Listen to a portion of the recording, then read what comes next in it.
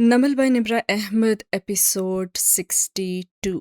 और जो लोग मुझसे पूछ रहे थे कि कितना नावल रह गया है, तो आज हम स्टार्ट करने जा रहे हैं चैप्टर 29, जिसका नाम है शहमात। और ये सेकंड लास्ट चैप्टर है। इसके बाद आएगा लास्ट चैप्टर और आपका हर दिल अजीज़ नावल अपने अख्ताम को पहुंच जाएगा, जहां लोगों को बहुत ज़्यादा इंतज़ार है कि कब ये ख़त्म होगा नावल, यानी इख्तिताम कब है। इसके साथ साथ बहुत से लोग इस चीज़ पे उदास भी हैं कि अब उन्हें नवल नहीं सुनने को मिलेगा, और कैसे वो इस नवल जो उनकी ज़िंदगी का एक हिस्सा बन चुका था, एक रूटीन का हिस्सा बन चुका था, वो नॉवेल अब ख़त्म भी होने जा रहा है। लोग नहीं चाहते कि ख़त्म हो, लेकिन साथ साथ चाहते हैं कि उन्हें एंडिंग भी पता चले। तो ये एक बड़ा खूबसूरत रिश्ता है। और जनाब एक कमेंट आया था जिसमें किसी ने मुझसे कहा था कि वो और उनकी दोस्त जो हैं वो मिल के इस नावल को सुन रही हैं, और वो शायद कहीं जाने वाली हैं। तो उन्होंने कहा था कि प्लीज़ मैं चाहती हूँ कि हम मिल के ही इसको ख़त्म करें। कम से कम आप शहमात तक कोशिश करें कि वो चैप्टर आप कर दें। तो आई होप सो कि आप दोनों मिल के ही सुन रही होंगी और आखिर तक सुन सकेंगी। तो चलिए बढ़ते हैं चैप्टर 29 की तरफ, शहमात। मैं तुम्हें एक पते की बात बताती हूँ लड़की, मलिका ने बहुत तफाखुर से कहा था, और वो ये है कि हर फेरी टेल का खुशगवार अंजाम नहीं होता। वो चंद कदम चलकर करीब आई और मलिका के कान में बोली, आपने दुरुस्त फरमाया था मलिका या आलिया, ये ज़रूरी नहीं होता कि हर फेरी टेल का खुशगवार अंजाम हो, लेकिन एक बात तय है, और वो ये है कि हर फेरी टेल में हर जालिम मलिका अपने बुरे अंजाम को ज़रूर पहुंचती है। सुबह की नीली रोशनी सारे में फैल रही थी, और उस पुरताइश डाइनिंग रूम की खिड़कियों से नीलाहट से ढका लॉन नज़र आ रहा था, जिसमें परिंदों के बोलने की आवाज़ें किसी मधुर नगमे की मानंद गूंज रही थी। और ड्राइंग रूम में वही तीनों मुलाजिम अहमद और सादी को बिठाकर उनको घूरते हुए बाहर निकल गए थे, और अब वो दोनों वहाँ पे बिल्कुल तन्हा थे। अहमद का लिबास दागदार और मैला कुचैला लगता था। आस्तीन चढ़ाए बिखरे बाल, 3 रातों से जागते रहने और तशद्दुद सहने के आसार, चेहरे पे शदीद थकन और इज़्तिराब की सूरत तो नुमायां ही थी। सादी भी थका हुआ था, मगर अहमद की निस्बत काफ़ी बेहतर था, और चौकन्ना सा बैठा इर्द गिर्द का जायजा वो ले रहा था। सो प्लान क्या है? थके थके बेजार से अहमद ने करीब होकर सरगोशी की।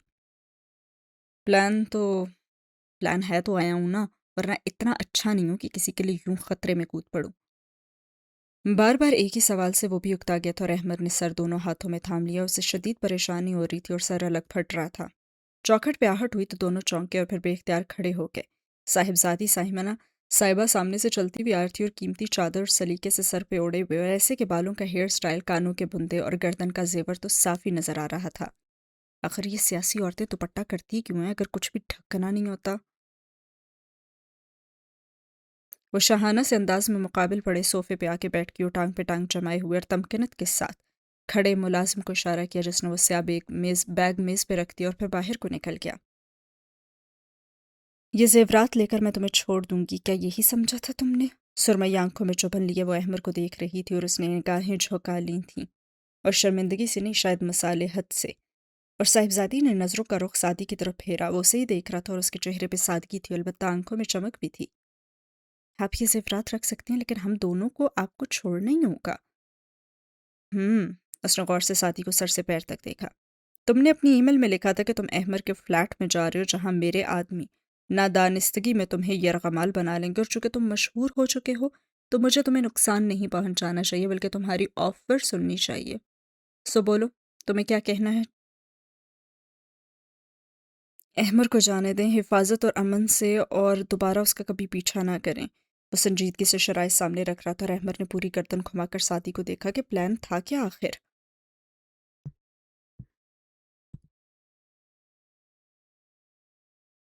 और वो धीरे से हंसती।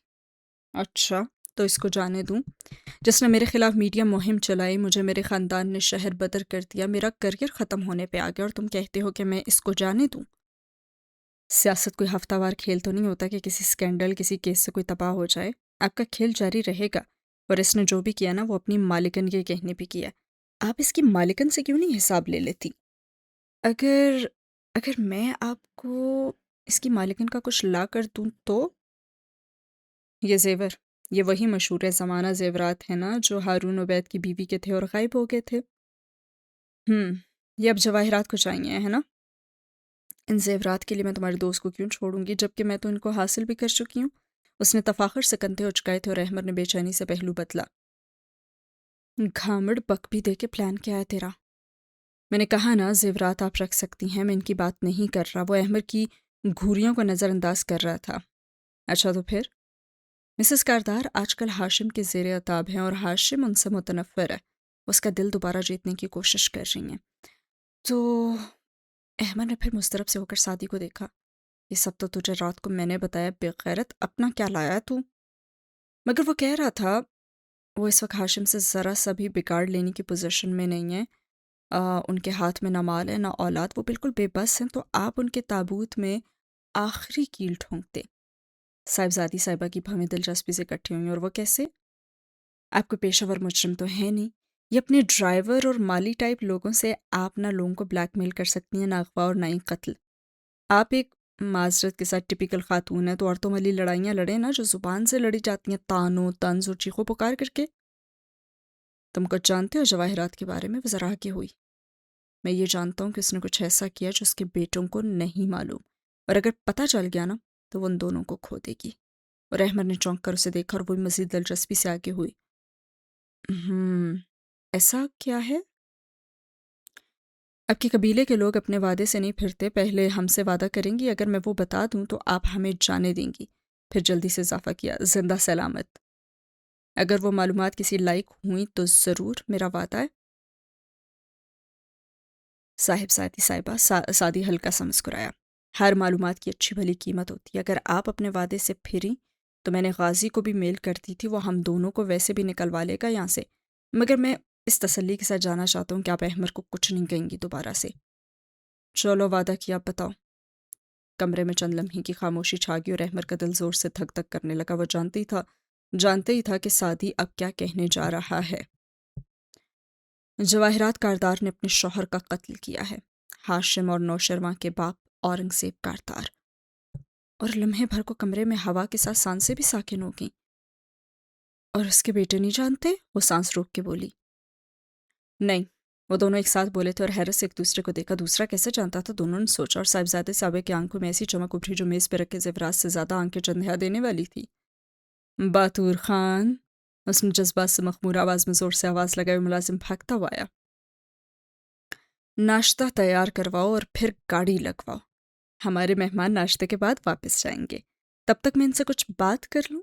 خوشگوار موڈ میں اس کو ہاتھ سے جانے کا اشارہ کیا اور فوراً مؤدب سا پلٹ کر، اب وہ مسکراتے ہوئے ان دونوں کی طرف متوجہ ہوئی۔ ثبوت کیا ہے اس کا؟ ثابت تو نہیں کرنا نا آپ نے عدالت میں، صرف اس کے بیٹوں کو بتانا ہے، آگے جواہرات کا چہرہ بتا دے گا کہ وہی قاتل ہے۔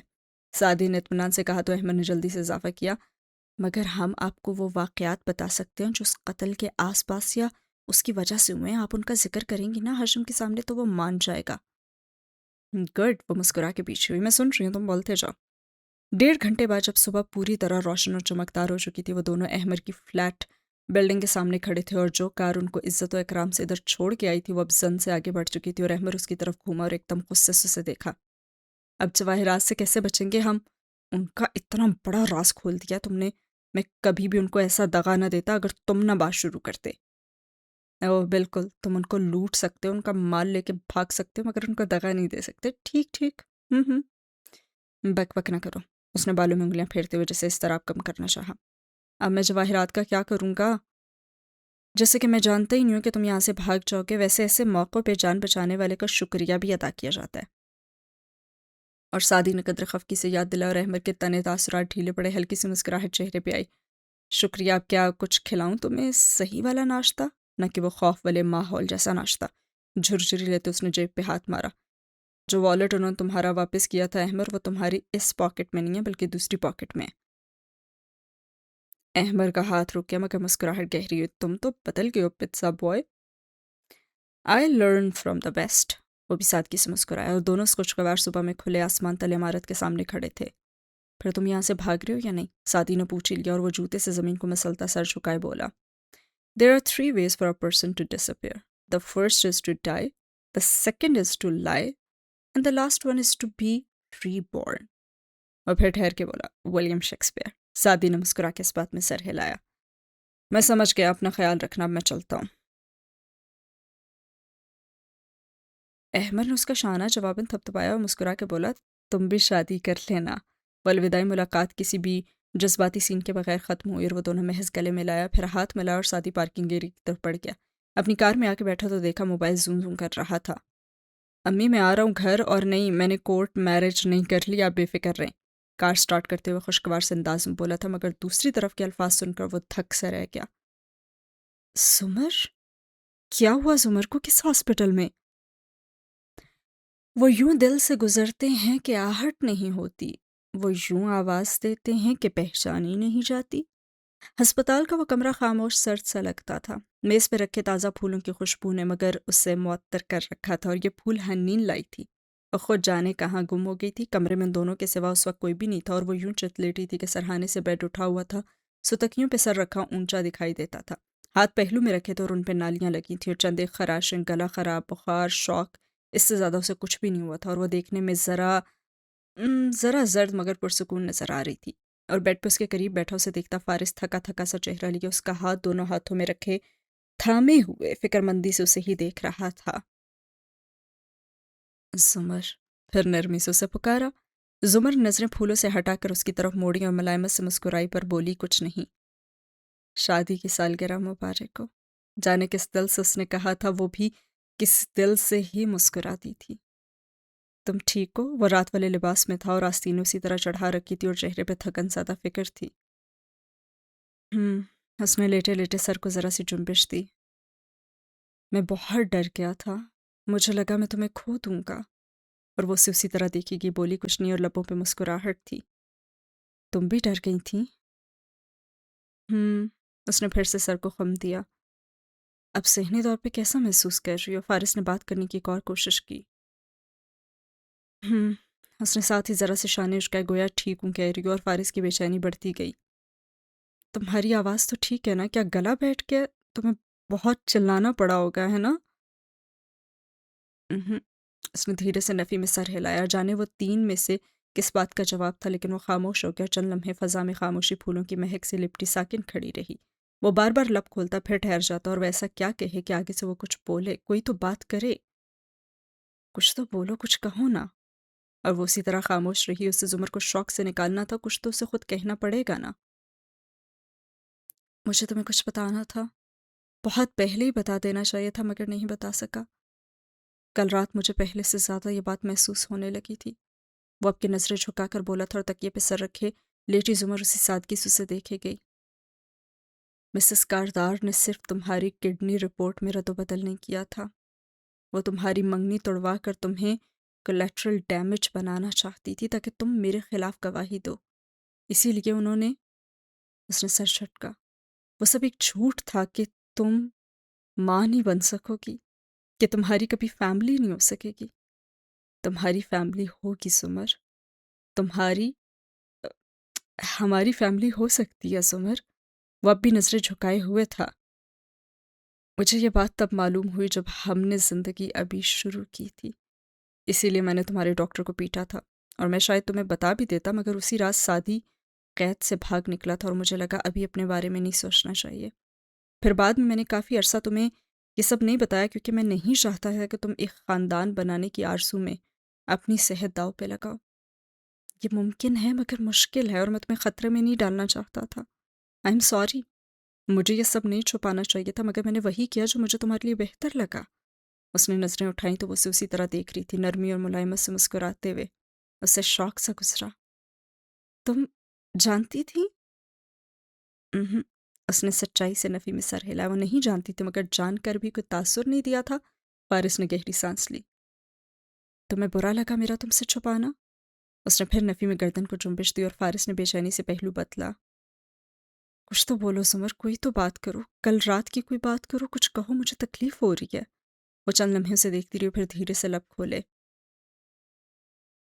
قانون شہادت میں وہ کون سا آرٹیکل ہے جس کے تحت میاں بیوی کو ایک دوسرے کے خلاف گواہی دینے کے لیے مجبور نہیں کیا جا سکتا؟ اس کی آواز صاف تھی، اور فارس بالکل ٹھہر کے اسے دیکھنے لگا، اور پریشانی سے اور حیرت سے، کیا؟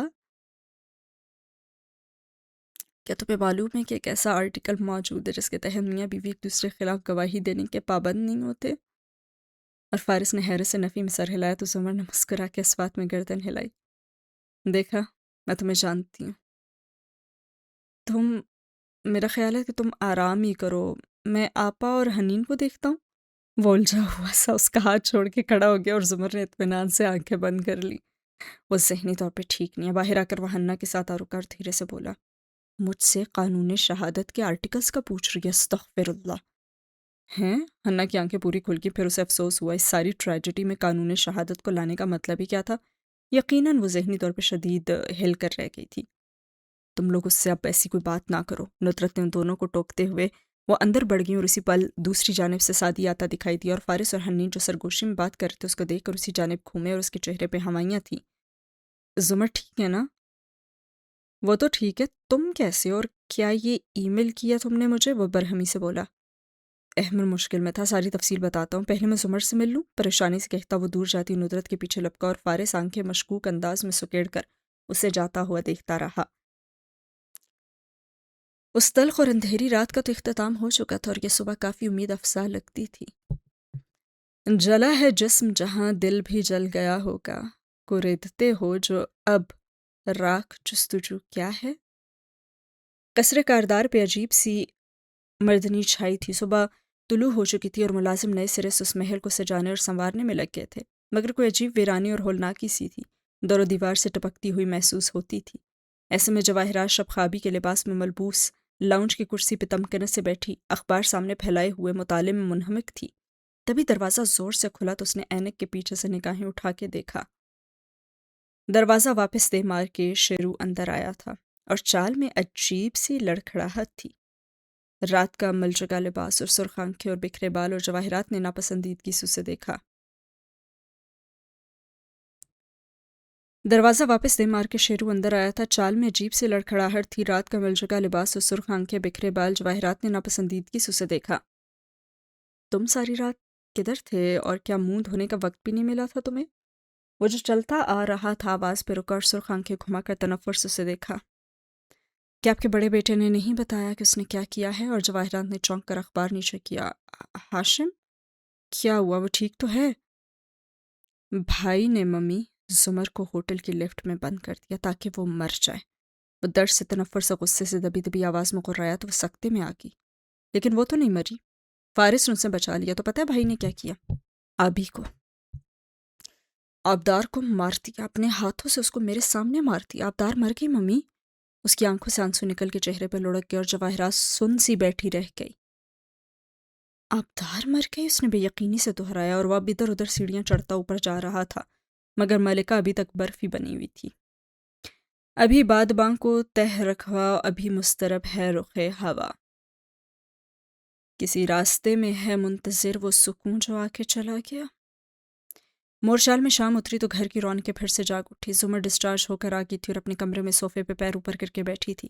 بیڈ پہ لیٹے رہنا اسے گوارا نہیں تھا، بال آدھے بندھے ہوئے تھے اور ناک سرخ لگتی تھی۔ پانی میں پڑے رہنے کے باعث اسے بخار اور فلو ہو گیا تھا، سو ہاتھ میں ٹیشو بھی پکڑ رکھا تھا، البتہ چہرے پہ بس مسکراہٹ تھی۔ بالکل ساتھ بڑے ابا کی ویل چیئر بھی رکھی ہوئی تھی اور وہ فکر مندی سے اس کی طرف جھکے اس سے چھوٹے چھوٹے سوال پوچھ رہے تھے اور وہ ہلکی سی آواز میں جواب دے رہی تھی۔ کسی نے کسی سے کچھ چھپایا نہیں تھا سوائے ملازموں کے، سبھی جان گئے تھے کہ گزشتہ رات ہوا کیا تھا۔ آخر یہ ہاشم کب ہماری جان چھوڑے گا؟ ابا نے نم آواز میں سے پوچھا تھا۔ یہ سب کب ختم ہوگا؟ اور زمر نے گہری سانس لے کر ہلکے سے کندھے اچکائے۔ پتہ نہیں زمر۔ حنا دروازے سے اندر آئی۔ زمر نے سر اٹھا کے مسکرا کے اسے دیکھا، وہ قدرے جھجک کر داخل ہو رہی تھی، دونوں ہاتھوں میں ایک سیڑھی پکڑ رکھی تھی اور پریشان مرچھائی ہوئی لگتی تھی۔ صرف ہاشم ہی نہیں، اور بھی لوگ شامل تھے، مثلاً وہ شہرین۔ اس کی آواز برہمی سے ذرا کانپی۔ اس کا بھی کچھ کرنا ہوگا۔ چھوڑو ہنی، زمر نے سر چھٹکا، مگر اس نے وہ سی ڈی اس کی طرف بڑھائی۔ یہ شہری کی ویڈیو جو احمد نے دی تھی بہت پہلے، بڑے ابا کی موجودگی کے باعث اس نے آنکھوں سے اشارہ کیا، کارڈ گیم کلب والی ویڈیو۔ اب اس کو شہری کے خلاف۔ اور زمر نے سی ڈی اس کے ہاتھ سے لی اور کھٹ کے ساتھ اس کے 2 ٹکڑے کر دیے اور حنین کچھ بول نہیں سکی۔ انتقام کا چکر کبھی بھی ختم نہیں ہوتا حنا، چھوڑ دو اور جانے دو۔ اس نے دونوں ٹکڑے بے نیازی سے میز پہ ڈال دیے اور حنا نے سر جھکا دیا اور چند لمحے تینوں کے درمیان خاموشی رہی اور پھر حنا نے آنکھیں اٹھائیں۔ آپ کچھ بات تو کریں، گویا شکایت کی۔ اور زمر چند لمحے سے دیکھتی رہی۔ تمہاری آنکھیں اب کیسی ہیں؟ میری آنکھیں؟ آپریٹ ہوئی تھی نا، لیزر سرجری، اینک اتارنے کو، اب نظر ٹھیک آتا ہے؟ چ- جی، ایک عجیب حیران سی نظر اس پہ ڈالی۔ میں آتی ہوں کہہ کر باہر نکل گئی اور کچن کے کھلے دروازے سے دیکھا تو فارس و سعدی کھڑے نظر آ رہے تھے اور تیز سے اس کی طرف آئی۔ سمر کو واقعی کچھ ہو گیا ہے، عجیب عجیب سی باتیں کرنے لگی ہے، وہ فکر مندی سے بولی تھی، مگر وہ دونوں متوجہ نہیں تھے اور حنا نے ان کے تاثرات دیکھے۔ آپ لوگ زمر کی فکر کریں نہ کہ مسز جواہرات کی، مار دیا انہوں نے اپنے شوہر کو، اب قصہ ختم کریں ان کا۔ صبح سے وہ ساری کتھا سن سن کے بیزار سی ہو گئی تھی۔ ہم اس بات کو زیادہ اچھے طریقے سے استعمال کر سکتے تھے، کاؤنٹر سے ٹیک لگائے کھڑا فارس افسوس سے بولا، اور ساتھ ہی بار بار نفی میں سر ہلاتا، پھر سعدی کو گھورتا۔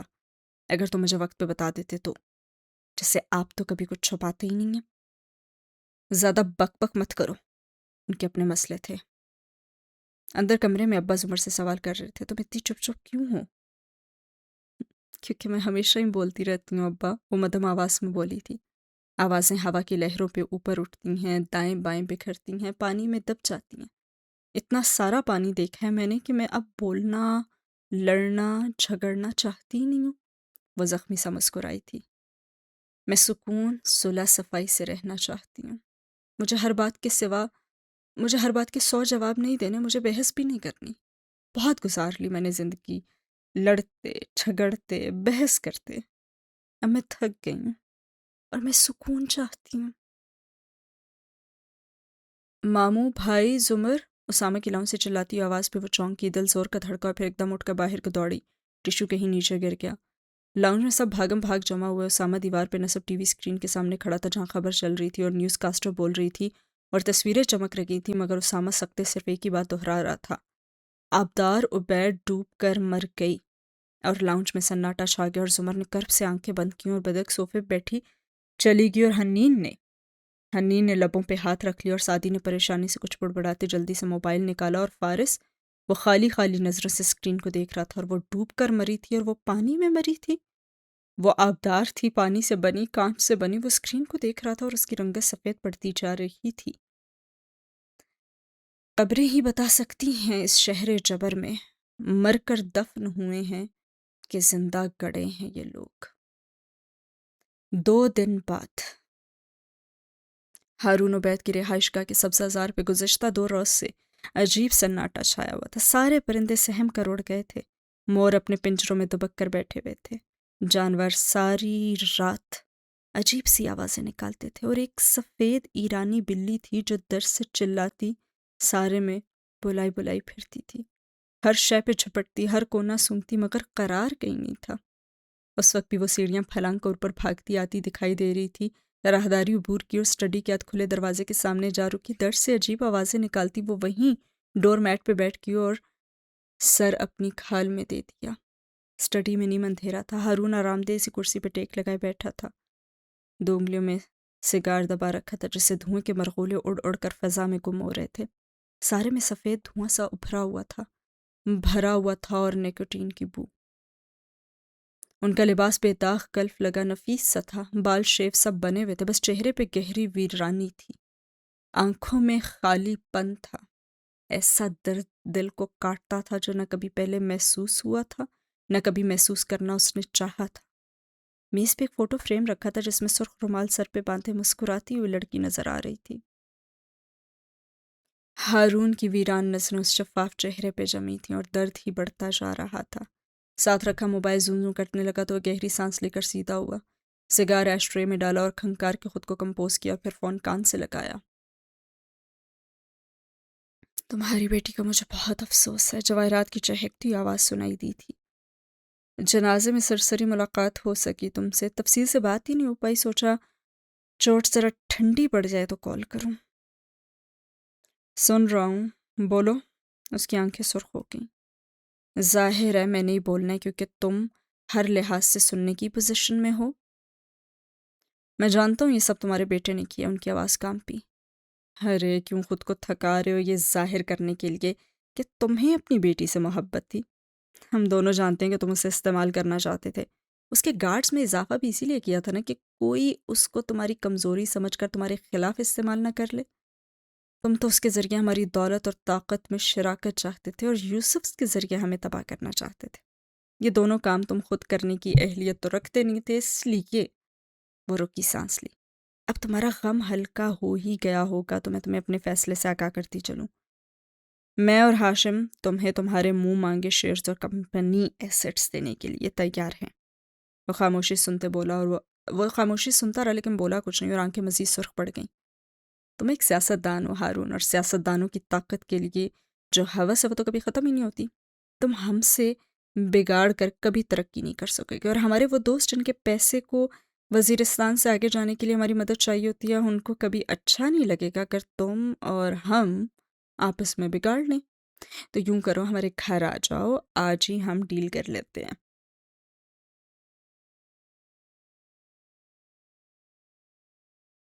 مجھے ہر چیز کاغذات پہ چاہیے، بلکہ ان وائٹ میں، اور زرنگا کے زیورات بھی، وہ سر مہری سے بولے تھے۔ وہ بھی مل جائیں گے، مگر شیئرز اور دوسرے اثاثاجات کی بات تو پہلے ہوگی نا۔ میں لنچ پہ انتظار کروں گی تمہارا، خوشگوار سے انداز میں کہہ کر اس نے فون بند کر دیا اور ہارون نے موبائل بیزاری سے میز پہ ڈال دی اور آنکھیں بند کر لیں۔ قصر کاردار میں واپس آؤ تو ہاشم کے کمرے کے پردے بند تھے اور وہ رف سی جینز ٹی شرٹ میں ملبوس صوفے پہ ٹانگ جمائے بیٹھا تھا۔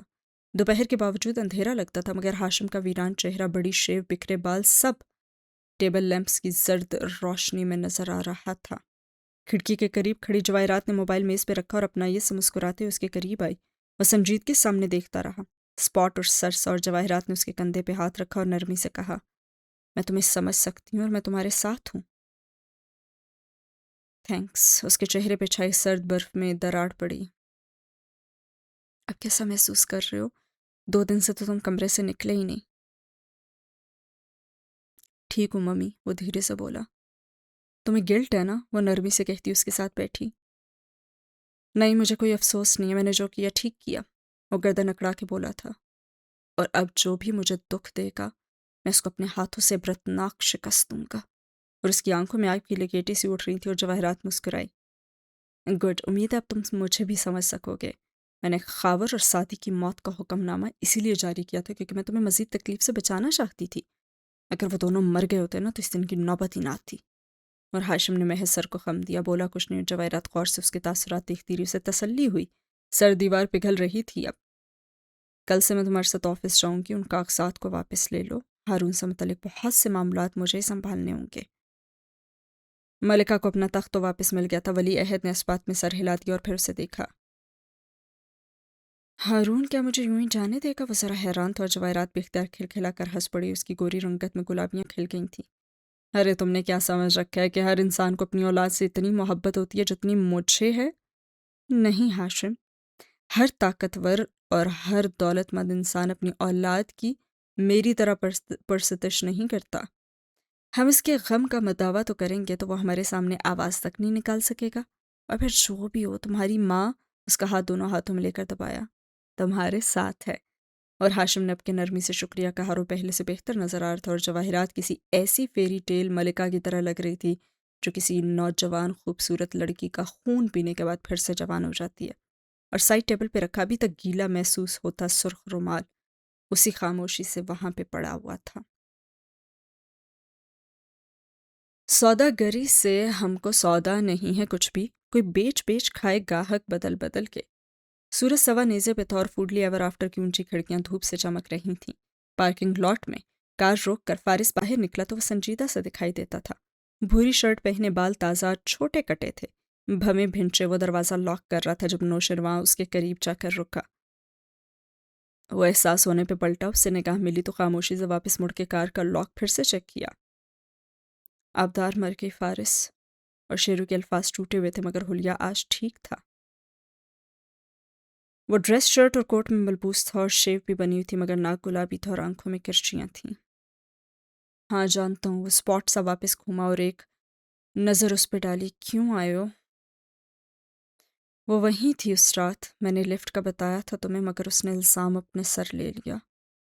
ہاشم بھائی نے میرے سامنے اس کو مار دیا۔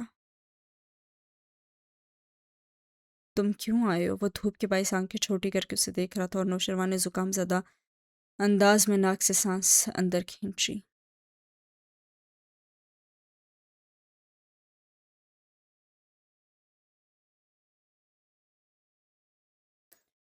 خیر، اس نے سر چھٹکا۔ ہماری ڈیل کا کیا؟ تم نے وعدہ کیا تھا کہ کیس واپس لے لو گے۔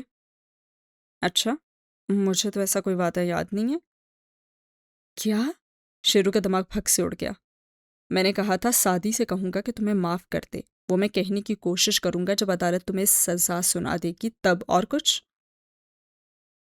میں نے تمہاری، وہ زور سے بولنے لگا تھا، پھر ارد گرد آتے جاتے لوگوں کا احساس کر کے چپ ہو گیا اور دبا دبا سے غرایا۔ میں نے تمہاری مدد کی، زمر کو بچایا، اور تم کہہ رہے ہو کہ تم صرف کوشش کرو گے، اور اگر تم کامیاب نہ ہوئے تو؟ تم نے آبدار کو بچانے کی کوشش کی، کیا تم اس میں کامیاب ہوئے؟ وہ تندی سے بولا تھا اور شیرو لمحے بھر کو کچھ کہہ ہی نہیں سکا۔ وہ میرے ہاتھ میں نہیں تھا، اور یہ میرے ہاتھ میں نہیں ہے، وہ رکھائی سے کہتا پلٹ گیا، مگر نوشرواں تیزی سے اس کے سامنے آیا۔ میرے خلاف کیس واپس لے لو، مجھے باعزت بری ہونے دو، میں ملک چھوڑ کر چلا جاؤں گا، نئی زندگی شروع کر لوں گا، اور میں آبدار کے قتل کیس میں گواہی دینے کو بھی تیار ہوں، میں نے خود ہاشم بھائی کو اسے مارتے دیکھا ہے۔ اب فارس نے افسوس اور ترحم سے دیکھا۔ ہمیشہ اپنا ہی سوچتے ہو تم، جو بھائی تمہیں بچانے کے لیے سب کر رہے اس کے خلاف کھڑے ہونے کو تیار ہو؟ واہ! مگر آبدار کے قتل کیس میں تم لوگوں کو اس سے بڑی گواہی کہاں سے ملے گی؟ یہ کون سا قتل کیس؟ کہاں کا کیس؟ ہم کوئی کیس نہیں کر رہے کسی پہ، ہم آبدار کی فیملی نہیں ہے، جو کیس ہوگا وہ اس کا باپ ہی کرے گا، ہم نہیں کر سکتے، اس لیے میرا وقت ضائع نہ کرو، میں نے کہا نا سادی سے بات کروں گا، آگے اس کی مرضی۔ میں نے زمر کی جان بچائی ہے فارس، یہ بات بھولو کہ وہ اس سب کا شکار بھی تمہاری وجہ سے ہوئی تھی، کوئی احسان نہیں کیا تم نے اس پر، اور یہاں سے چلتے بنو، تمہارے بھائی کے ہر کاروں نے دیکھ لیا نا تو تمہاری جان لے لے گا۔ اور ایک سر میں نظر اس پہ ڈال دی، اور نوشرواں بیچارہ دبے دبے غصے سے اسے دیکھتا رہ گیا۔ وہ نہیں سمجھ سکا تھا کہ فارس بے حس نہیں ہے، وہ ڈسٹرب ہے۔ اور قصر کاردار کے ڈائننگ ہال میں اشتہا انگیز مہک پھیلی ہوئی تھی، طویل میز انواع و اقسام کے طعام سے سجی تھی، اور سربراہی کرسی بیٹھی جواہرات دائیں ہاتھ براں جمع ہارون کی طرف کاغذ پڑھا رہی تھی، جنہیں وہ انعماق سے پڑھنے لگے تھے۔ پھر مقابل میں بیٹھے شیو بنائے بال جمائے تازہ دم سے ہاشم نے قلم ہارون کی طرف بڑھایا تو انہوں نے اسے تھامتے ہوئے ایک گہری نظر اس پہ ڈالی اور پھر دستخط کر دیے۔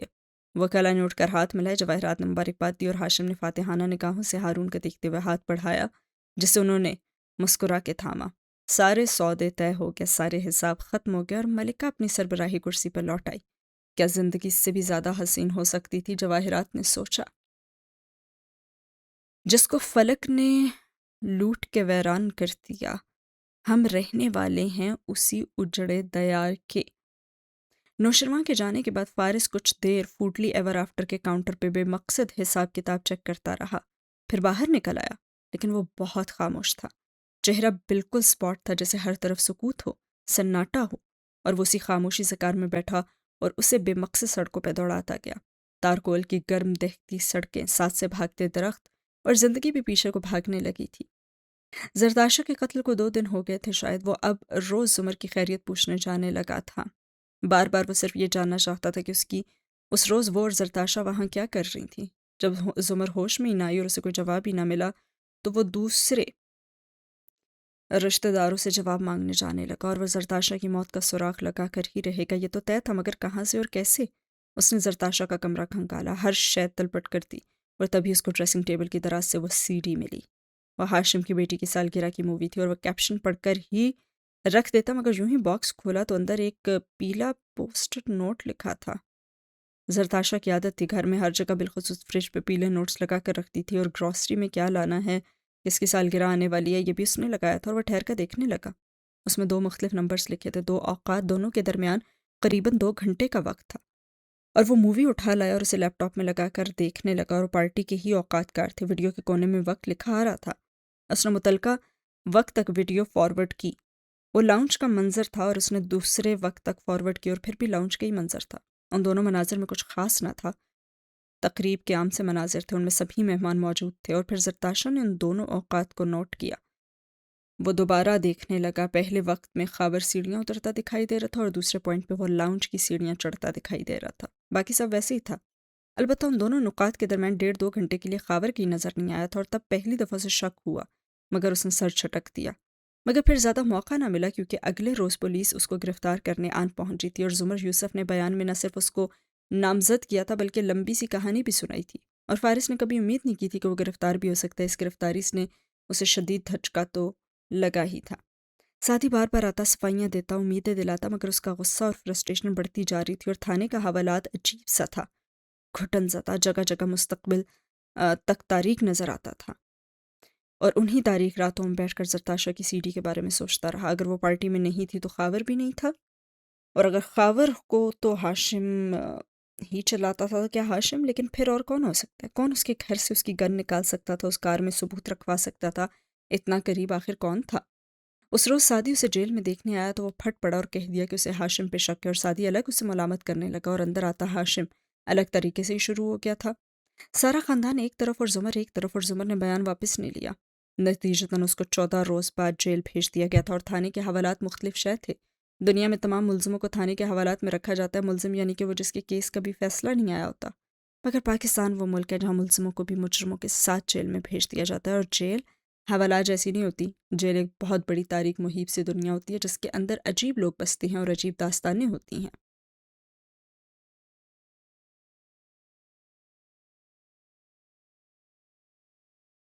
जेल में ए, बी और सी क्लास थी और हर क्लास के अपने ब्लॉक थे। तालीम याफ्ता और दौलतमंद लोगों को ए या बी क्लास में भेजा जाता था। उसको भी एक क्लास अलॉट हुई थी। यह अलाइनमेंट अदालत ने कर रखी थी, मगर जिस लम्हे वो जेल में दाखिल हुआ, वो सारी कहानियाँ जो उसने क़ुरातीन के बारे में सुन रखी थी वो सच साबित होने लगी। उसे डराया गया, समझाया गया कि जेल का क्वारंटीन ऑफिसर, जिसको देसी अंदाज में क़ुरातीन कहा जाता है, जेल के स्याह और सुरमई का मालिक होता है। क्योंकि यहाँ कोई सफ़ेद ना था, वो तय करेगा कि आप किस ब्लॉक में जाएंगे। वो तय करेगा कि आपको जेल का खाना क्या है, या आपके रिश्तेदारों का भेजा मनो सलवा आपको मिल सकता है। और वो ये भी तय करेगा कि आप 4-5 अफराद के साथ मिलकर खुफिया चूल्हा रख सकते हैं या नहीं। हांडी वॉल आपके साथ क्या सलूक करता है और आपके रिश्तेदारों को हर मुलाकात पे उसे 25,000 रिश्वत देनी है या 50, ये सारे फैसले फ़रातीन करेगा। उसे क़ुरातीन से नहीं बिगाड़नी थी, उसे क़ुरातीन को खुश रखना था, और क़ुरातीन ने उसे देखती ही पहली बात यही कही थी, तो तुम वही हो ना जिसकी बीवी और जिसका भाई। और दूसरी बात का मौका वो उसे दे ही नहीं सका। हवालात की सारी फ्रस्ट्रेशन उसने क़ुरातीन पे निकाली। वो उसे दबोच के गिरा के मारने लगा और इतना पीटा कि आंख के करीब से खून की नदी सूरत में बहने लगा था। उसके बाद ख़ुरातीन ने चंद हफ्ते किसी को उससे मिलने ही ना दिया और उसको सी क्लास इनायत कर दी। उसको खाने में सबसे घटिया नस्ल का खाना मिलता था। ये रिश्वत तलब की जाती थी, और उस ख़ुरातीन का नाम जलालुद्दीन आतिश था, और इससे हर शख्स ख़ार रखता था। कोई इसके ताल्लुकात से जलता था, कोई इसकी ताकत से ख़ाइफ था। आतिश उस जेल का बादशाह था। वह जानकर फ़ारिस काजी के सामने ऐसे मौक़े पैदा करता और ऐसी बातें कहलवाता कि फ़ारिस उसको गुस्से में आकर मारने लग जाए, मगर वो उसे दोबारा नहीं मार सका। ख़रातीन को पहले दिन मारने और फिर जेल में आगे पीछे आध दर्जन कैदियों को मुख्तलिफ मौक़े पर पीटने के बाद उसे एहसास हो गया था कि वो अकेला होता जा रहा है। उसे हर वक्त अपनी निगरानी खुद ही करनी पड़ती थी। उसका कोई भी दोस्त ही नहीं था, और वह हर एक से चौकन्ना रहता। उसे तन्हा देख के कोई भी उसे मार देता। ये खौफ उसके अंदर जड़ पकड़ता जा रहा था, और चंद दिन बाद उसे एहसास हुआ कि जेल के किसी कैदी की शिकायत किसी पुलिस एहलकार से नहीं की जाती, चाहे दुनिया का कोई भी मुल्क हो और चाहे वो कैदी ही क्यों ना हो।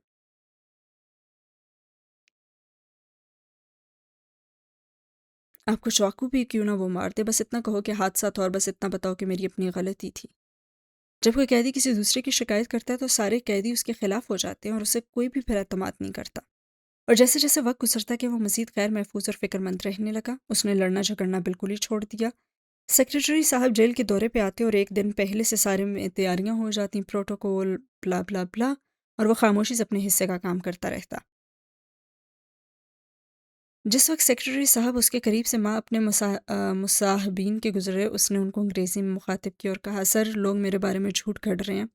मीडिया रिपोर्टर्स को एयरफोर्स बेस हमले में मुलविस नासिर की इस ट्रेन में मौजूदगी की खबर मैंने नहीं दी, ना ही मैंने पुलिस हकाम से दहशतगर्दी के वाक़े में मुलविस होने का इशारा किया। मैं तो सिर्फ अपने घर वालों को ख़त लिखता हूँ, पुलिस के हमले को मना कर दें, मुझे तंग ही ना करे। और सेक्रेटरी साहब उसको ऑफिस में लेके उसको चाय पिलवाएगी, उससे नरमी से पूछा कि वो क्या जानता है, और अगर उसने मीडिया वालों को इस जेल में दहशतगर्दों के सहूलतकारों का बताया तो खैर है, वो उन पर एतमाद कर सकता है। और ये एक ऐसा केस था जिस पर गिरफ्तारी से पहले वो काम कर रहा था, और उसके कुछ अहम नुकात तो जानते ही था। उसने किसी को कुछ ना बताया, मगर जितने तरद्दुद से वो इनकार कर रहा था, सामने बैठे आला अफसरान को गुमान हुआ कि पुलिस उसका मुंह बंद कराने की कोशिश कर रही है। इस सब के दो नतज निकले, या उसको रिहा कर दिया जाता, केस पे काम करने दिया जाता, या मुलविस एहलकारों को भी जेल में फेंक दिया जाता, और दोनों ही ऑप्शन अच्छे थे।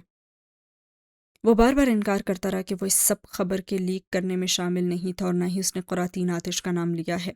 आतिश बिल्कुल बेकसूर है, और वो तो ऐसा आदमी है ही नहीं जो शवाल की फलाह मस्जिद से ताल्लुक़ रखता हो। उस वक्त तो उसको इज्जत से वापस भेज दिया जाए, मगर अगले रोज़ किसी ने आतिश को जेल में नहीं देखा। उसे सादा कपड़ों वाले उठा कर ले गए, और काफ़ी अरसा उसका कुछ पता ही नहीं चला। फिर जब तफ्तीश के दौरान वो दहशतगर्दी के सहूलतकारों के इल्ज़ाम से बरी हो गया, मगर दूसरे कई जुराइम اس نے قبول کر لیا تو اس کو واپس اسی جیل بھیج دیا گیا تھا، لیکن ایک قیدی کے روپ میں، اور جس وقت وہ جیل میں داخل ہوا اس کی آنکھ کے زخم کے نشان تھے، اور فارس قاضی مسکرایا، اور وہ جانتا تھا کہ اس جیسا ایک اکیلا مسافر بھی اس جہنمی مسافر خانے کا مہمان بننے آ چکا ہے۔ اس روز سے وہ دونوں پھر ساتھی بن گئے تھے، اور دونوں میں سے کوئی بھی نہیں بھولا کہ دوسرے نے اس کا ساتھ کیا دیا تھا اور کیا کیا کیا تھا، مگر جیل میں سروائیول سب سے زیادہ اہم ہوتا ہے۔ اور جب جلال الدین اس کا دوست بنا تو اس نے فارس کو ایک نئی دنیا سے روشناس کرایا، گروہ بنا کر جتھے کی صورت کیسے رہنا ہے، جیل کے باقی بدماشوں سے کیسے مقابلہ کرنا ہے، یہ سب اس نے سکھایا۔ وہ فارس کو کہتا تھا کہ اپنے غصے پہ قابو رکھو اور اپنی ذات کے لیے نہ لڑو، بھائی اور بیوی کے متعلق ہر بات خاموشی سے سن جاؤ اور پی جاؤ۔ انسان کا ذہن تب کھلتا ہے جب وہ غصے کو مہار ڈالنا سیکھ لیتا ہے۔ تمہارے ماموں زاد نے تمہیں پھنسایا ہے، وہ اسے بتاتا، اور فارس اندر سے جانتا تھا کہ اس کا دل گواہی دیتا ہے کہ یہ ہاشم ہی ہے۔ 4 سال اس جیل میں گزارنے کے بعد وہ وہاں قادی ہو چکا تھا، اور جب نکلنے لگا تو محسوس ہوا کہ ایک زیادہ بڑی جیل میں جا رہا ہے۔ اس روز جلال الدین نے اس سے کہا تھا کہ اب چونکہ وہ اس سے ہمدردی کرنے لگا ہے تو اس کو نصیحت کرے گا، اور وہ یہ کہ وہ انتقام چھوڑ دے، اور اگر لینا ہی ہے تو اسے 2 قبریں کھودنی پڑیں گی۔ فارس قاضی کے پاس انتخاب کا وہ آخری موقع تھا، اور اس نے 2 قبریں چن لی تھیں۔ کار قبرستان کے قریب روک کر چند لمحے وہ خالی نظروں سے دور نظر آتی قبروں کو دیکھتا رہا۔ یہیں آبدار کو دفن کیا گیا تھا، اور وہ ایک دفعہ بھی ادھر آ نہیں سکا تھا، کیونکہ دور اندر وہ یہ جانتا تھا کہ ہاشم کے بعد اگر کوئی اس کی موت کا ذمہ دار تھا تو وہ خود ہی تھا۔ زمر ان گزرے 3 دنوں میں بار بار نرمی سے اسے کہتی کہ وہ گلٹی محسوس نہ کرے، اس میں اس کا کوئی قصور نہیں ہے، لیکن وہ جانتا تھا جس کارما سے وہ دور اندر ڈرتا آیا تھا یہ اس کی پہلی قسط تھی۔ وہ باہر نہیں نکلا، شیشہ اوپر چڑھایا اور ایکسلریٹر پہ دباؤ بڑھاتے ہوئے کار آگے بڑھا دی، اور چہرہ ابھی تک سنجیدہ اور سپاٹ ہی تھا۔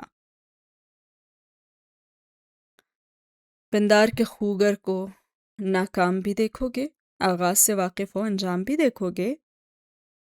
آج بھی عدالتی احاطے میں ویسا ہی رش تھا جیسا وہ پچھلے کئی ماہ سے دیکھتے آ رہے تھے۔ گرمی اور حبس میں اضافہ ہو گیا تھا۔ زمر سب سے تاخیر سے پہنچ رہی تھی، اور اس کے اندازے کے مطابق سب اس وقت کورٹ روم کے باہر پہنچ چکے تھے۔ وہ گھڑی دیکھتی راہداری میں آگے بڑھتی جا رہی تھی، اور سینے سے فائلز لگا رکھی تھی، اور گھنگریالے بال آدھے بندے رکھے تھے، اور سن گلاسز ماتھے پہ ٹکی تھی۔ چہرہ سنجیدہ مگر پرسکون نظر آتا تھا، اور ایک موڑ مڑی تو بے اختیار ٹھٹکی۔ سامنے نوشرواں کھڑا تھا اور اسی کو دیکھ رہا تھا۔ دونوں آمنے سامنے رک گئے۔ زمر نے ساتھ موجود دونوں وکلاء کو آگے جانے کا اشارہ کیا، اور خود گہری سانس لے کر فرصت سے شیرو کی طرف متوجہ ہوئی۔ آپ کو اپنے وکیل کی غیر موجودگی میں مجھ سے بات؟ کیسی ہیں آپ؟ اس نے سنجیدگی سے پوچھا تو زمر نے لب بھینچ لیے، پھر اس بات میں سر کو خم دیا، ذرا سا مسکرائی۔ ٹھیک ہوں۔ مسکراتی بھوری آنکھوں کو اس کے چہرے پہ جمائے وہ عادتاً گال سے ٹکراتی لٹ انگلی پہ لپیٹنے لگی۔ اور اس سب کا بھی تھینک یو جو آپ نے میرے لیے کیا۔ اچھا، وہ تلخی سے ہنس دیا۔ مجھے لگا آپ لوگ اکنالج تک نہیں کریں گے۔ میں اکنالج کر رہی ہوں، اسی لیے کہہ رہی ہوں تھینک یو۔ اور کیا کوئی میرے خلاف کیس واپس لینے کا سوچے گا بھی نہیں؟ نوشرواں، زمر نے گہری سانس باہر کو خارج کی۔ آپ نے میرے اوپر ایک احسان کیا ہے، احسان کا بدلہ احسان کے سوا کچھ نہیں ہوتا۔ میں آپ کے ساتھ ایک اچھے مشورے کی صورت بھلائی کرنا چاہوں گی۔ آج سے ہاشم کو اپنے گواہ پیش کرنے ہوں گے، مگر اس سے پہلے جج صاحب آپ کو کٹہرے میں بلائیں گے۔ اور شیرو کے ایبرو حیرت سے اکٹھے ہوئے۔ مگر میں کہہ چکا ہوں کہ حلف لے کر کے اپنے خلاف گواہ نہیں بنوں گا۔ وہ اور چیز ہوتی ہے، یہ اور چیز ہے، اس میں حلف نہیں لینا، اور سچ بولنے کی پابندی بھی نہیں ہے۔ جھوٹ بولیں گے تو بھی سزا نہیں ہوگی، چاہیں تو خاموش بھی رہیں۔ جج صاحب کو اختیار ہوگا آپ سے چند سوالات پوچھیں گے اپنی کنفیوژن کلیئر کرنے کے لیے، اور آپ کے جوابات حتیٰ کہ آپ کی خاموشی سے بھی وہ نتائج اخذ کر سکتے ہیں۔ میرا مشورہ یہی ہے کہ آپ سچ بول دیں، یہ آپ کی اپنے ساتھ سب سے بڑی بھلائی ہوگی۔ سچ بولا تو مجھے پھانسی ہو جائے گی، وہ دبا سے غرایا۔ آپ کا دن اچھا گزرے گا، وہ ساتھ سے نکل کر چلی گئی۔ اور کورٹ روم کے باہر ہاشم کھڑا موبائل پہ ٹیکسٹ کر رہا تھا، اور ساتھ چند افراد بھی کھڑے تھے، اور حلیمہ بھی تھی۔ دفعتاً حلیمہ ہاشم کے قریب آئی اور آہستہ سے بولی، میرے اوپر جرم مسز عمر کریں گی، کیونکہ 5 روز پہلے جب اچانک پیش ملتوی ہوئی تھی اور اس دن میں گواہی نہیں دے سکی تھی تو آپ نے کہا تھا کہ مسز عمر اب مجھے کراس نہیں کر سکیں گی۔ او سوری، اس نے پیشانی چھوئی، میں بتانا بھول گیا، اس روز ہی تمہاری گواہی ہو جاتی، لیکن سمر نے اپنے کسی گواہ کو پیش کرنے کے لیے مہلت مانگ لی تھی، اور پھر میرا خیال تھا وہ کسی لمبے سفر پہ جانے والی ہے، مگر اس نے افسوس سے گہری سانس لیا، ایسا ہو نہیں سکا، اس لیے وہ آج ہی تمہارے اوپر جرا کرے گی۔ وہ حشاش پشاش نظر آ رہا تھا، اور بات کرتے کرتے مڑا تو دیکھا زمر سامنے سے آ رہی تھی، اور دونوں کی نظریں ملی۔ ہاشم مسکرا کے آگے بڑھا، مسز عمر، میں نے سنا تھا کسی حادثے میں پھنس گئی تھیں آپ؟ پھول بھیجوائے تھے میں نے ہاسپٹل، اب تو ٹھیک ہے نا آپ؟ اور اس کا تر و تازہ چہرہ دیکھتے ہوئے ہلکا سا مسکرائی۔ مارنے والے سے بچانے والا زیادہ بڑا ہوتا ہے۔ گھٹ۔ وہ مسکرایا تھا مگر مجھے مایوسی ہوئی کہ آپ نے پولیس میں رپورٹ تک نہیں کروائی۔ وہ ہلکا سانس دی۔ وہ کہنا ہاشم کے 5 سال سے رپورٹ کھیل کر اب تو میں تھک گئی ہوں۔ اس دفعہ جس عدالت میں رپورٹ کروائی ہے نا وہ زیادہ قابل بھروسہ ہے۔ آپ کا بھی دن اچھا گزرے، نرمی سے کہہ کر وہ آگے بڑھ گئی اور وہ مسکرا کر سر جھٹک کر رہ گیا۔ جواہرات آج کورٹ نہیں گئی تھی، وہ کاردار گروپ آف کمپنیز کے ہیڈ آفس میں اپنے مسابین کے ساتھ ادھر ادھر چکر کاٹ رہی تھی۔ گردن کا سریا واپس آ چکا تھا اور لباس پہلے سے زیادہ شوخ رنگ کا وہ پہن چکی تھی۔ لپسٹک زیادہ سرخ تھی اور وہ تینوں معمولی ملازموں کو جاب سے فارغ کر چکے تھے اور وہ کام کا زیادہ بوجھ ڈالا ہوا تھا کچھ ملازموں پہ، اور ہر ایک کو احساس دلا کر کہ وہ واپس آ چکی ہے، وہ اپنے آفس میں چلی آئی تھی اور اب گھومنے والی کرسی پہ ٹیک لگا کر بیٹھی مسکراتے ہوئے سوچ رہی تھی کہ اگلا قدم کیا ہوگا۔ کوئی فنڈ ریزر منعقد کرے، کوئی گالا، تاکہ جب وہ دونوں بیٹوں کے ہمراہ شان سے کھڑی ہو تو سارے میں اس کی مجروح ہوئی دھاک پھر سے بیٹھ جائے۔ مگر گالا کا تعلیم کیا تھیم ہی کیا ہوگا؟ لیکن اس سے پہلے ایک معمولی سی پلاسٹک سرجری کروا لی جائے۔ وہ پہلے سے بھی زیادہ حسین دکھنا چاہتی تھی۔ اس نے ٹیبلٹ اٹھایا اور اسے چہرے کے قریب لائے، سر کرسی کی پشت سے ٹکائے اور پھیرنے لگی۔ چند ایک سرجریز کو کھوجا، پھر سوشل نیٹ ورک دیکھنے لگی اور تبھی ایک جھٹکے سے وہ سیدھی ہوئی۔ شیرنی جیسی بھوری آنکھیں پہلے حیرت سے اور پھر غضب سے پھیلیں۔ اسکرین پہ کسی دعوت کی تصویر میں صاحبزادی صاحبہ بیٹھی دکھائی دے رہی تھیں۔ اس کے چہرے کا نیم رخ واضح تھا۔ DSLR کی تصویر جہاں اس کی جلد کے ہر مسام تک کو دکھایا جا رہا تھا، وہاں کان میں موجود زمرد اور ہیرے جڑے ایئر رنگز بھی دکھائی دے رہے تھے، جس پہ وہ اپنی 2 انگلیاں پھیر رہی تھی اور وہ جواہرات کی نظریں انگلی پہ پھسلیں۔ ایک انگلی میں نیلاہٹ بھرے ہیرے والی خوبصورت سے انگوٹھی تمک رہی تھی اور ایک زیور، وہ کاپی کہہ سکتی تھی مگر یہ 2 مختلف زیورات ایک ساتھ۔ زرنگا کی یہ زیورات اس کی ملکیت میں تھے مگر یہ صاحبزادی کے ہاتھ میں، اور جواہرات کے ہاتھوں سے ٹیبلٹ میز پہ لڑکا اور شل سی رہ گئی۔ احمر! لب پھڑپڑائے، پھر شیرنی کی آنکھوں میں غصہ آیا۔ احمر نے اس کی سب سے قیمتی متاع اس کے دشمن کو دے دی تھی، مگر کیا اس نے صرف یہی متاع دی تھی یا کچھ اور بھی، اور کوئی اور راز؟ وہ تیزی سے احمر کو فون میں لانے لگی مگر ریکارڈنگ نے خبر دیا کہ مطلوبہ نمبر اب مل نہیں رہا۔ جواہرات نے فون رکھ دیا اور کسی بت کی طرح وہیں بیٹھ کے، اس کا دماغ تیزی سے کام کر رہا تھا۔ بہت برداشت کر لیا اس نے دوسروں کو خود کو دباتے ہوئے، اب وہ نہیں دبے گی۔ دفاع نہیں جاری حد، بہترین حکمت عملی۔ شیرنی کی آنکھیں آگ کی طرح لپٹوں سے بھری سوچ میں گم دکھائی دی۔ اور کمرہ عدالت میں واپس آؤ تو ہر شخص اپنی نشست پہ بیٹھا ہوا تھا، سادی بیلی کرسیوں پہ بیٹھا ہوا تھا، اور گاہے بگاہے اور پیچھے بیٹھے گول چشمے والے آدمی کو دیکھتا جو آج بھی خاموش تماشائی بنا بیٹھا تھا۔ جج صاحب کے سامنے ہاشم اور زمر قریب قریب کھڑے تھے اور وہ ناگواری سے کہہ رہا تھا، مسز زمر نے آج بھی اپنا آخری گواہ پیش نہیں کیا، نہ ہی اس کی کوئی معلومات مہیا کی ہیں۔ کیا اب یہ عدالت کا وقت یوں ہی ضائع کرتی رہیں گی یا ہم آگے بھی چلیں گے یور آنر؟ یور آنر، مجھے آخری گواہ پیش کرنے کے لیے وقت درکار ہے، اس نے کہتے ہوئے ایک نظر پیچھے بیٹھے سادی پہ ڈالی جس نے ندامت سر جھکا لی اور وہ ابھی تک ڈاکٹر مایا کو ڈھونڈ نہیں پایا تھا۔ آپ پہلے بھی کافی تاخیر کر چکی ہیں، بہرحال ہم کارروائی شروع کرتے ہیں۔ آپ ڈیفنس کے کلوزنگ آرگیومنٹ تک گواہ پیش کر دیں گی تو میں قبول کر لوں گا، ورنہ یاد رکھیے مسز عمر، جج صاحب نے اینک کے پیچھے سے دیکھتے ہوئے تنبیہ کی، اگر کاردار صاحب کے اختتامی دلائل تک آپ نے گواہ پیش نہ کیا تو عدالت یہی سمجھے گی کہ آپ تاخیری حربہ استعمال کر رہی ہیں۔ تھینک یو یور آنر، میں اس سے پہلے گواہ لے آؤں گی، اس نے تابعداری سر کو خم دیا۔ سمر کے گواہ مکمل ہو چکے تھے، اب ہاشم کے گواہین کی باری تھی، اس کے بعد اختتامی دلائل تھے اور پھر جج نے فیصلہ سنانا تھا۔ مزید آگے چلنے سے پہلے عدالت نوشروان کاردار سے حلف کے بغیر چند سوالات کرنے چاہے گی۔ جج صاحب نے مصروف سے انداز میں حکم دیا اور ہاشم نے شیرو کو اشارہ کیا۔ وہ اٹھا اور سپاٹ سے انداز میں کٹہرے میں آیا۔ زمرہ واپس جگہ پہ بیٹھ چکی تھی اور قلم انگلیوں میں گھماتی غور سے اسے دیکھنے لگی۔ نوشروان، آپ 21 مئی کو کہاں پہ تھے؟ جج صاحب رخ اس کی طرف موڑے نرمی سے پوچھ رہے تھے۔ سر، میں دبئی میں تھا، وہ خشک سے انداز میں بولا۔ کیا آپ نے سعدی یوسف کو گولیاں ماری تھیں؟ نہیں یور آنر، یہ محض ایک بہتان ہے، میں تو اس وقت ملک میں ہی نہیں تھا۔ ہاں، میرا سعدی سے جھگڑا ضرور ہوا تھا اور کئی جھگڑے رہ چکے ہیں، مگر گولی نیور۔ وہ اعتماد سے کہہ رہا تھا اور سعدی بس چپتی ہوئی نظروں سے دیکھ رہا تھا۔ اور سعدی کے اغوا میں آپ کا ہاتھ تھا؟ سعدی اغوائی نہیں ہوا یور آنر، مجھے یونیورسٹی کے پرانے دوستوں نے بتایا کہ وہ شوال میں رہتا رہا ہے، اتنا عرصہ وہاں وہ دہشت گردوں کی تنظیم، اور وہ رٹے رٹائے انداز میں بولتا ہی جا رہا تھا، اور جب وہ کٹہرے سے اترا تو بس ایک ملامتی نظر زمر پہ ڈالی اور واپس آ کر بیٹھ گیا۔ اب وہ اپنے فیصلے خود لے گا، اس نے ثابت کر دیا تھا۔ تو آپ یہ کہہ رہی ہیں کہ 21 مئی کو سعدی یوسف آفس بلڈنگ میں نہیں آیا تھا۔ ہاشم کے ٹہرے میں کھڑی حلیمہ سے جس وقت پوچھ رہا تھا اسی وقت پچھلی نشست پہ فارس غازی آ کر بیٹھ گیا اور اس نے شرٹ کی آستینیں چڑھا رکھی تھی اور چہرے پہ سنجیدگی تھی۔ جی نہیں، وہ نہیں آیا تھا، حلیمہ اعتماد سے بولی۔ اور اس سے پہلے متعدد بار آپ کے نمبر سے سعدی کو کال کی گئی تھی، وہ کس سلسلے میں تھی؟ ہاشم پوچھ رہا تھا۔ وہ تو بس سونیا کی پارٹی میں سعدی سے میری ملاقات ہوئی تھی اور وہ چاہتا تھا کہ میں اس کی ملاقات اپنے ایک انکل سے کراؤں جو ملٹری انٹیلیجنس میں کام کرتے ہیں اور آج کل شوال میں تعینات ہیں۔ تو آپ وہ کالز مجھ سے اپوائنٹمنٹ لینے کے لیے نہیں کر رہی تھی جیسا کہ سعدی نے کہا، بلکہ معاملہ شوال کا تھا۔ شوال ایک علاقہ ہے جو ضرب عضب کے باوجود آج بھی دہشت گردوں کی جنت ہے اور میڈیا رپورٹس کے برعکس وہاں طالبان کا مکمل کنٹرول ہے۔ جی ہاں، انکل سے رابطہ نہیں ہو پا رہا تھا اور جب ہوا تو انہوں نے ملنے سے انکار کر دیا۔ یہی بتانے کے لیے سعدی کو کال کی تھی اور اس نے الٹا مجھ پہ ہی اپنا کیس کا حصہ بنا دیا۔ وہ ناخوشی مگر پورے اعتماد سے کہہ رہی تھی اور ہاشم نے مڑ کر مسکراتی نظر سعدی پہ ڈالی اور پھر یور وٹنس کہتا ہوا واپس اپنی جگہ پہ آ گیا۔ زمر نشست سے اٹھی تو پیچھے بیٹھے فارس نے پہلو بدلا۔ اس کے چہرے پہ فکر مندی نظر آ رہی تھی۔ زمر جرا کیسے کرے گی اور کیا اس کی ذہنی حالت میں وہ حلیمہ پہ کردار کش تابڑ توڑ حملے ٹھیک سے کر پائے گی کہ وہ غصے میں ٹیمپر لوز کر کے سب خرابی نہ کر دے؟ اور زمر چھوٹے چھوٹے قدم اٹھاتی ہاتھ میں چند کاغذ پکڑے کے ٹہرے کے بالکل سامنے کھڑی ہو گئی۔ حلیمہ نے پورے اعتماد سے اس کی آنکھوں میں دیکھا، گویا وہ تیار تھی۔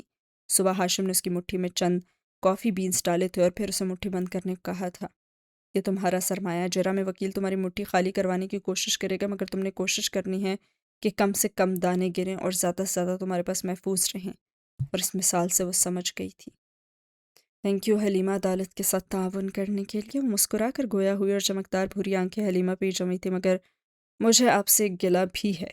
حلیمہ اس نرمی کی توقع تو نہیں کر رہی تھی، قدرے تذبذب سے بولی، جی یہ سچ ہے نا کہ میں نے آپ کو بھی متعدد بار کالز کی اور ملنے کی کوشش کی تاکہ آپ سے آپ کی طرف کی کہانی سن سکوں، کیونکہ ابھی تک تو مجھے صرف سعدی کی کہانی معلوم ہے، مگر آپ مجھ سے ملی ہی نہیں۔ یہ میرا قانونی حق ہے میم، وہ گردن اکڑا کے بولی۔ آف کورس یہ آپ کا حق ہے، ارے نہیں، آپ غلط سمجھی ہیں، آپ کا حق سلب کرنے کی بات نہیں کر رہی میں تو۔ وہ یاد کر کے ہلکا سا سی، ایک کیس میں خود جب گواہ پیش ہوئی تھی فارس قاضی کے خلاف تو میں نے بھی مخالف وکیل سے بات کرنے یا ملنے سے انکار کر دیا تھا۔ میں آپ کی پوزیشن سمجھ سکتی ہوں اور مجھے کبھی اچھا نہیں لگتا کہ ہم کسی لڑکی کو اس کے ٹہرے میں لا کر کھڑا کر دیں، اس لیے میں چاہوں گی کہ آپ بالکل کمفرٹیبل ہو جائیں، بس آپ کو میرے چند سوالات کے جواب دینے ہوں گے اور پھر آپ جا سکیں گی۔ اور حلیمہ نے دھیرے سے اس بات میں سر ہلایا اور زمر کے پیچھے ہاشم کو دیکھنے کی کوشش کی، مگر زمر نے جیسے اس کی نگاہوں کا رخ دیکھا وہ ذرا دائیں طرف سر کی، راستہ بلاک ہو گیا اور حلیمہ اب ہاشم کو نہیں دیکھ سکتی تھی۔ مگر یہ تو سچ ہے نا کہ میں پہلی دفعہ آپ سے اس کیس کے بارے میں بات کرنے جا رہی ہوں؟ جی، مگر ہاشم کاردار سے کئی گھنٹے تک آپ نے گواہی ڈسکس کر کے تیاری تو کی ہوگی، تو آپ برا تو نہیں مانیں گے اگر میرے سوالات لمبے ہو جائیں، کیونکہ مجھے پہلے وقت نہیں دیا آپ نے، تو وہ کمی بھی تو پوری کرنی ہے نا۔ وہ نرمی سمجھانے والے انداز میں کہہ رہی تھی اور حلیمہ نے تھوک نکلی اور پھر ذرا دائیں طرف ہوئی، مگر زمر اس کی طرف سرک گئی۔ راستہ ابھی تک بلاک تھا۔ جی شور، وہ مجبوراً بولی۔ آپ آبجیکٹ کریں؟ نوشروان نے بے چینی سے ہاشم کو مخاطب کیا، جو خود بھی قدرے حیرت کا شکار لگتا تھا، مگر جواب میں شیرو کو کاٹ کھانے کو دوڑا۔ کس بات پہ؟ وہ شائستگی سے کیوں بات کر رہی ہے؟ اوکے تھینک یو حلیمہ، بس میں آپ کی چند منٹ لوں گی۔ وہ مسکرا کے گویا ہوئی۔ میں نے سنا ہے آپ بہت قابل سیکریٹری ہیں اور بہت جاں فشانی سے اپنا کام کرتی ہیں۔ زمر توصیفی انداز میں شروع ہوئی۔ جی، وہ دھیرے سے بولی، اور آپ کبھی بھی چھٹی نہیں کرتی، بیماری کے حالت میں بھی آفس آئی جاتی ہیں۔ جی، وہ کردار پر حملوں کی تیاری کر کے آ رہی تھی اور یہاں اس کی تعریف ہو رہی تھی۔ گڈ، تو 21 مئی کو آپ آفس میں ہی تھیں؟ جی، میں سارا دن ڈیسک پہ تھی۔ اور 21 مئی کو نیچے لابی میں کتنے لوگ سارے دن میں آئے تھے؟ میں لابی میں آنے جانے والوں سے ناواقف ہوں، میں صرف ان کا بتا سکتی ہوں جو میرے سامنے لفٹ سے اتر کر ہاشم کاردار کے آفس میں جاتے ہیں۔ یعنی کہ آپ بلڈنگ میں داخل ہونے والے ہر شخص کا حساب نہیں رکھتی، صرف انہی کا حساب رکھتی ہیں جن کو آپ دیکھ سکتی ہیں؟ جی، جن کو آپ دیکھ سکتی ہیں، رائٹ، اوکے۔ اس نے زور دیا اور سب دم سادے سن رہے تھے۔ اور سعدی کو آپ نے نہیں دیکھا تھا؟ نہیں، اگر وہ آیا ہوتا تو مجھے پتا ہوتا۔ کیسے پتا ہوتا؟ کیونکہ لفٹ میرے سامنے ہی ہے اور مجھے کراس کر کے ہی کوئی کاردار صاحب کے آفس میں جا سکتا ہے۔ ارے وہ تو سٹاف لفٹ ہے نا؟ زمر نے چند کاغذات اس کے سامنے رکھے جن پہ آفس فوٹوز پرنٹ ہوئی تھی، اور ایک پرائیویٹ لفٹ بھی تو ہال کے کونے میں ہے نا، اور اس سے کاردار صاحب کے خاص مہمان آتے ہیں۔ اس کی ایک طرف گلاس وال بھی لگی ہوئی ہے جو معمولی سی دھندلی ہے۔ کیا یہ ممکن ہے کہ کوئی وہاں سے اترے تو آپ کو کراس کیے بغیر ہی سیدھا کاردار کے آفس میں چلا جائے؟ اور حلیمہ لمحے بھر کو رکی، ہاشم کو دیکھنے کی کوشش کی لیکن وہ بلاک تھا۔ وہ گلاس بہت ہی معمولی سا دھندلا ہے اور کسی انسان کے کندھوں تک آتا ہے. کوئی وہاں سے گزرتا ہے تو اس کا سر ہی نظر آتا ہے. چند فٹ دور ہی تو میرا ڈیسک ہے. اور آپ کی آنکھیں کیسی ہیں؟ سوری، کیا یہ سچ نہیں ہے مس حلیمہ کہ 20 اپریل کو آپ کی آنکھوں کی لیزر سرجری ہوئی تھی PR کے، مگر آپ نے صرف 2 دن کا آف لیا تھا اور تیسرے دن تو آپ جاب پہ واپس آ گئی تھیں؟ جی یہ درست ہے. اور آپ نے اپنے باس کو نہیں بتایا تھا PR کے بعد آنکھ کھلتی ہی 2 دن بعد ہے اور بصارت دھندلی ہوتی ہے؟ کم از کم 4 سے 5 ماہ تو لگتے ہیں نا دونوں آنکھوں کی نظر شارپ ہونے میں. آپ کا نمبر -4.5 تھا جو کافی کمزور ہے. آپ کی نظر واپس آنے میں کم از کم بھی 2 مہینے تو لگے ہی ہوں گے. اور حلیمہ نے بے چینی سے اس کے پیچھے دیکھنا چاہا، مگر بے سود. ہاشم نے کوف سے پہلو بدلا. وہ اعتراض کرتا تو وہ مزید کنفیوز ہو جاتی. میری نظر بالکل ٹھیک تھی، مگر کیا ان دونوں آپ اسٹیرائڈ ڈراپس آنکھوں میں نہیں ڈال رہی تھیں؟ جی مگر، اور آپ نے 5 جون کو اپنے ڈاکٹر کو پوسٹ اپ چیک اپ میں کہا تھا کہ اس ہفتے جب سے آپ نے اسٹیرائڈ چھوڑے ہیں آپ کی نظر بحال ہونے لگی ہے، یعنی 21 مئی تو اس سے پہلے آیا تھا.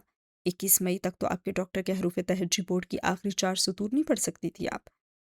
میری نظر ذرا سی کمزور تھی، مگر میں سارا کام احسن طریقے سے.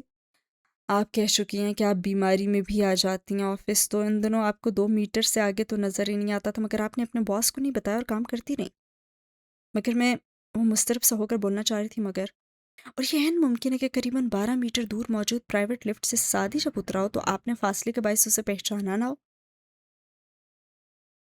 مگر وہ پرائیویٹ لفٹ سے نہیں اترا تھا، وہ بے چینی سے بولی.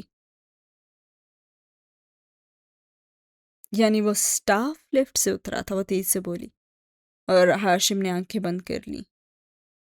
حلیمہ لمحے بھر کو چپ ہوئی. وہ کسی بھی لفٹ سے نہیں اترا تھا، مگر یہ ممکن ہے کہ آپ نے اسے نہ دیکھا ہو، کیونکہ آپ کی آنکھوں میں ان دنوں اسٹیرائڈز ڈلے ہوئے تھے اور پرائیویٹ لفٹ سے آنے والے کو نہیں دیکھ سکتی تھی. یوں وہ آپ کو بائی پاس کر کے ہاشم کے آفس تو جا ہی سکتا تھا. آپ جھوٹ نہیں بول رہی. آپ میں دراصل دیکھنے کی اہلیت ہی نہیں ہے. تھینک یو، مجھے کچھ اور نہیں پوچھنا. آپ کی بار ایک دم تیزی اور درستی سے کہہ کر زمر واپس ہوئی اور حلیمہ نے بے بسی سے ہاشم کو دیکھا. جواب نظر آیا تھا اور خشمگی نگاہوں سے گھورے بھی جا رہا تھا. وہ ری ایگزامن کے لیے بھی نہیں اٹھا اور مزید کوئی گل افشانی نہ کرتے وہ اور گواہ کو جانے دیا. زمر، وہ واپس بیٹھی سادی ناہستہ سے مخاطب کی اس کے قریب ہوئی. فارس ماموں کی رہائی سے پہلے جب میں نے ایک ہوٹل میں حلیمہ کے ہاتھ میں موجود ہاشم کے لیپ ٹاپ کو USB لگا کر ہیک کرنے کی کوشش کی تھی تو مجھے وہ نوٹس نہیں کر پائی تھی. یقیناً اس لیے کہ اس کی نظر ہی خراب تھی. ہاں مگر زمر، میں تو ریگولر سٹاف لفٹ سے اترا تھا. اس نے جلدی سے تصحیح کی. سعدی یوسف خان، کورٹ روم میں جھوٹ کو سچ سے نہیں ہرایا جاتا، جھوٹ کو اس سے بڑے جھوٹ سے ہرایا جاتا ہے. مسکرا کر کہتے ہوئے واپس سیدھی ہوئی. جب وہ باہر نکلی تو راہداری میں اپنے باس کے ساتھ چلتی حلیمہ اسے صفائیاں دے رہی تھی اور وہ غصے میں کچھ کہہ رہا تھا اور وہ مسکرا کے آگے بڑھ گئی. تب احساس ہوا کہ کوئی اس کے ساتھ آ کر چلنے لگا اور وہ رکی نہیں، مڑی نہیں، قدم اٹھاتی گئی. بڑے عرصے بعد کنٹرول، شائستہ اور ٹھنڈے مزاج کی لگی ہیں آپ. مسکراہٹ دبائے وہ بولا تھا اور زمر نے نظر گھما کے اسے دیکھا. میں تو وکالت کر رہی تھی. اور یقیناً اس کے ڈاکٹر کی فیس وغیرہ کا آپ کو ہاشم کے کمپیوٹر سے چوری کی فائل سے ہی معلوم ہوا ہوگا. وکیل اپنا سورس نہیں بتاتے اور 2 نمبر لوگوں کو تو بالکل بھی نہیں بتاتے. وہ 2 قدم آگے بڑھ گئی مگر وہ رکا، پھر مسکرا کے بولا، میں متاثر ہوا ہوں. زمر کے قدم زنجیر ہوئے گھومی تو آنکھوں میں حیرت تھی. مجھ سے؟ تم سے، کیونکہ اچھا وکیل وہ ہوتا ہے جو وہاں سے آئے جہاں سے تصور بھی نہ کیا ہو. ہم سب سمجھ رہے تھے کہ تم اس کے کردار، اس کی قابلیت پہ حملہ کر کے اس کو جھوٹا کہو گی، مگر تم نے یہ ثابت کر دیا کہ وہ سچ بول رہی ہے. بس بیچاری کو نظر ہی نہیں آیا تھا. مسکرا کے بولتے ہوئے اس کے عین سامنے آ کھڑا ہوا. مجھے کافی اچھا لگا یہ سب دیکھ کر، مگر ڈر بھی لگا. سوچ رہا ہوں آئندہ معلوم نہیں باتوں میں تم سے جیت بھی سکوں گا یا نہیں. استغفر اللہ. وہ خفگی سے کہتی سر جھٹکتی آگے بڑھ گئی اور وہ اداس مسکراہٹ سے اسے جاتے دیکھتا رہا. اور سین ہوا ختم، اور اسی کے ساتھ اس ایپیسوڈ کو بھی کرتے ہیں ختم. کیسی لگی آج کی ایپیسوڈ؟ واپس آ چکی ہے زمر اور پھر سے مقابلہ شروع ہو چکا ہے زمر اور ہاشم کے درمیان. یہ ہے سیکنڈ لاسٹ چیپٹر جو کہ آدھا ہونے ہی والا ہے، اور اس کے بعد آئے گا لاسٹ چیپٹر اور پھر ہم اس ناول کو کہہ دیں گے الوداع. کیسی لگی آج کی ایپیسوڈ؟ چینل کو ضرور سبسکرائب کیجیے گا، کامنٹس میں اپنا فیڈ بیک بھی ضرور دیجیے گا. اللہ حافظ.